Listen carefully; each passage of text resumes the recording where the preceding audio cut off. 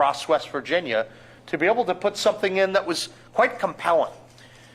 We spent the time, we invested properly. You know, all those people that were wrong about how we invested money up front, and then we proved them wrong by getting all those resources back, right? They were trying to cause trouble. We do the right thing regardless of the nonsense that comes our way. And what we were able to do is bring together a coalition of folks, about 40 different providers, if I recall correctly, and different healthcare entities who showed staunch support for a rural health transformation grant.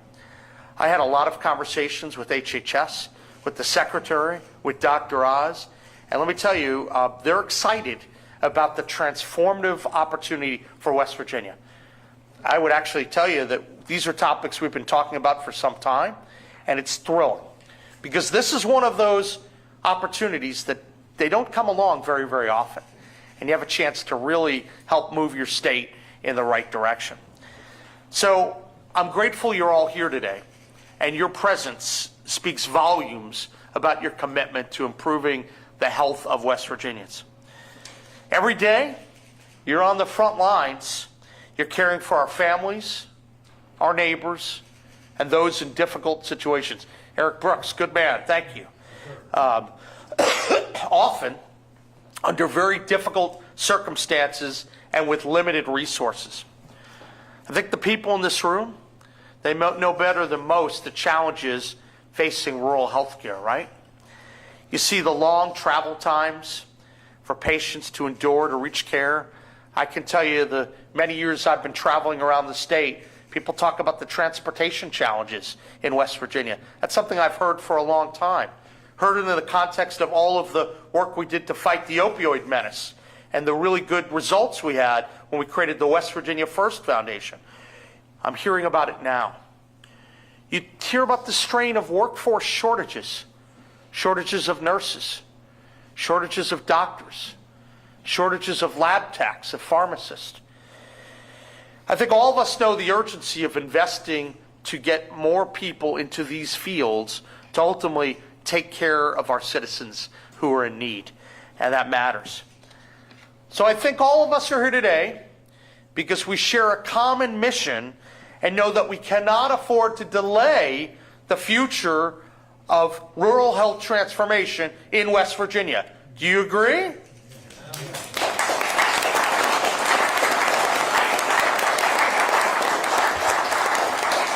Our state's been given a historic opportunity.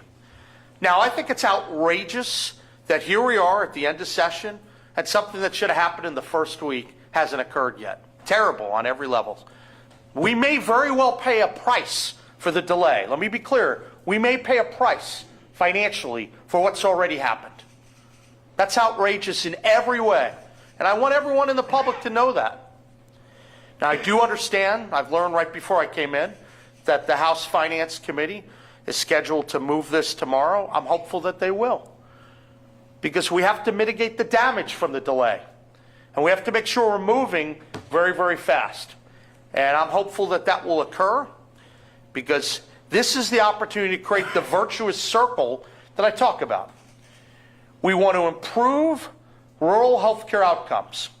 Think COPD, think diabetes, think obesity. When you improve those outcomes, more people go to work. When more people go to work, we have more productivity in the economy. We strengthen our standard of living. And then that feeds back in. And then we can reinvest back in healthcare and the many different things that are going to help make our society stronger as a whole. Helping get more people in the workforce is a good thing. Work is good. Work is moral. Work is noble. That's part of the reason why you see me focused on the work requirement sections. That matters a lot. We have to get more West Virginians to work, period. And this is going to help do that. That's why I'm so enthusiastic about it. We have an opportunity to do really big things, to expand telehealth, to really increase the size of our rural healthcare workforce, to help modernize a lot of the technology that's been around for a long, long time, and to improve disease coordination across the board. This is going to be good for our patients, most importantly. I think it's good for our hospitals. It's good for our providers across the board, and it's going to be good for our academic institutions as well. So I'm happy you're all here today, and I want to say thank you. This is a process where we allowed the legislature to come in. They were a big part of this as well. We worked with them, and I think we got good information and good feedback from them and from many of the folks in the healthcare community. I want to thank our federal delegation for the work that they did as well. They voted for this, right? They voted for it. So let's give credit all around. But let's make this happen.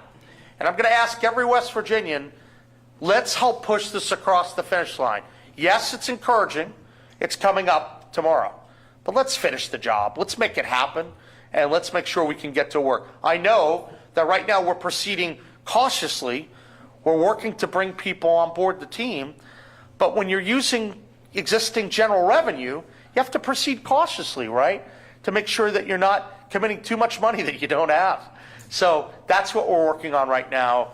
But I'm thrilled to be here today to thank everyone who's here. I'm also here to announce that we have a bill signing today for HB 4740. This is going to provide some of the purchasing exemptions that's going to allow us to move even faster to get money out the door. So I want to thank the legislature for passing that.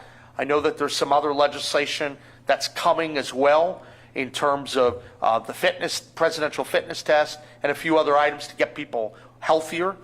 So this is just one step of many. So grateful that you're all here today. I have a few people that are here today, but I'm going to first recognize Dr. Singh, who's been helming this effort with the Department of Health.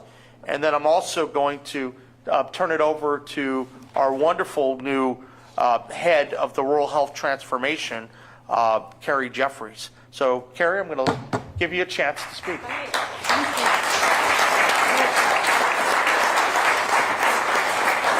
Thank you, Governor.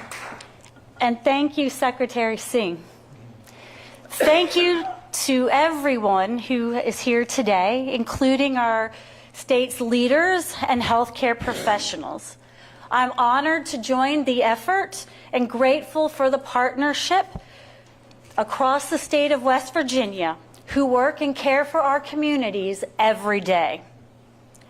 As a nurse practitioner and public health professional, much of my career has been working to improve care delivery systems and patient outcomes, especially in the rural and underserved communities.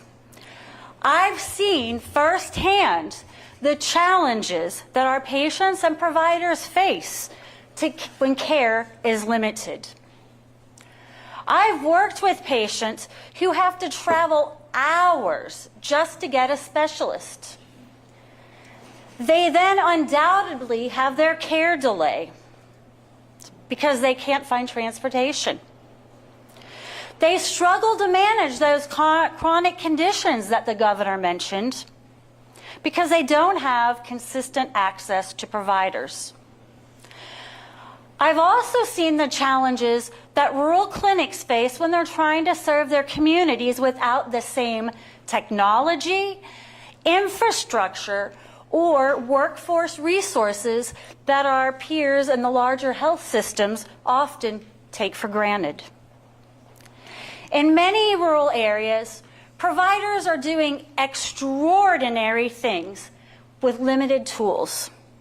Patients may not have easy access to telehealth, modern medical technology, or even coordinated systems that allow providers to share information and manage care effectively. Those gaps can make it harder for patients to receive timely treatment and harder for providers to deliver the care that they want for their communities. The Rural Health Transformation Program is designed to address those challenges in a comprehensive, statewide way.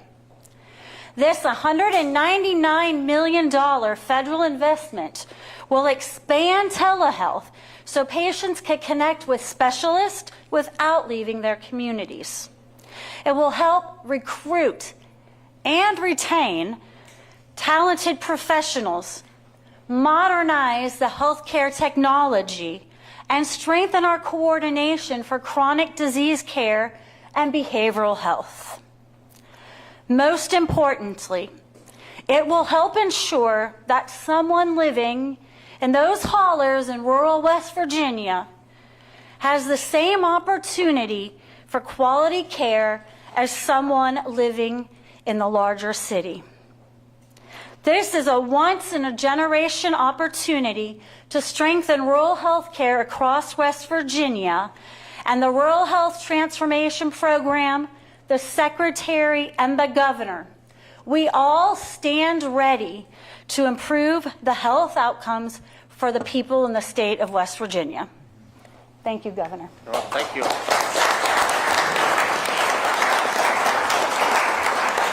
It's nice to have these white coats behind me, right? It's pretty good. Thank you, Dr. Challa. Thank you, my friend. Appreciate it. You want to have 30 seconds? We see legislators here who have to go upstairs. So. I want to begin by sincerely thanking you, Governor Morrisey, for your dedication and effort in bringing attention to this pause that we were currently seeing in the vital Rural Health Transformation Fund. We worked very hard, as you've heard, to submit this robust and comprehensive program, and our efforts yielded nearly $200 million from CMS, more per capita, as I've mentioned before, than any of our neighboring states. The day the notice of award for these funds went out is a day I'll never forget. It marked the beginning of substantial and unprecedented change here in West Virginia. And I'm glad and I'm happy to hear that tomorrow we might have some movement on those funds. While it's been a hurdle that we were not expecting, as the governor mentioned, we are doing everything we can, everything in our power to continue to move the needle. We're building the RHTP team. We've got 4 of our members already hired. We're engaging with our stakeholders and vendors, and we're truly building a once-in-a-generation framework to change and move the needle when it comes to chronic disease. And one small announcement, here in the near future, we're going to be hosting a vendor/stakeholder meeting to talk about the program, how to apply for the funds in the program, and where to look for those announcements. So we'll be publicizing more information on that event soon. Additionally, we will be launching an RHTP list serve on health.wv.gov, where you can sign up for tailored announcements in relation to whichever one of the 7 pillars are of interest to you as a stakeholder. But I speak for myself and my team when I say that we are truly grateful for the opportunity to be a part of this once-in-a-generation program. We're ready and we are hitting the ground running.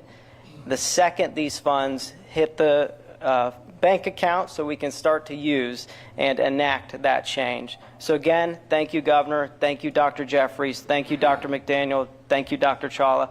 Thank you all for your support. Thank you. All right. I know there are some legislators here. I see the tallest one, Evan Worrell, is here, so he's easy to find in a crowd. We got some other wonderful people here. We're going to do a signing ceremony for our first rural health bill. So if anyone wants to come around, especially legislators, as we sign it, that'd be great.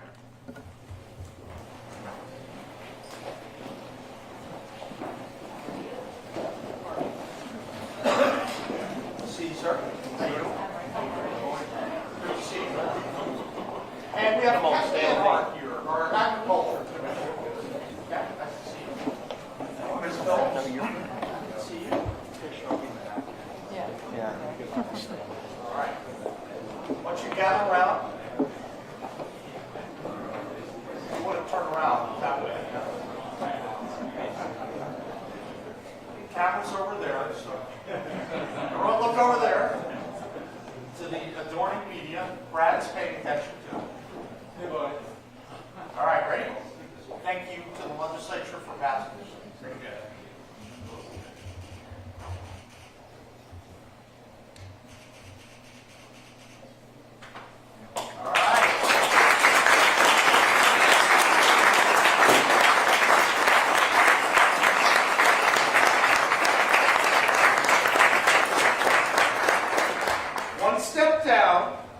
Next step to come very soon. Thank you guys. Appreciate it.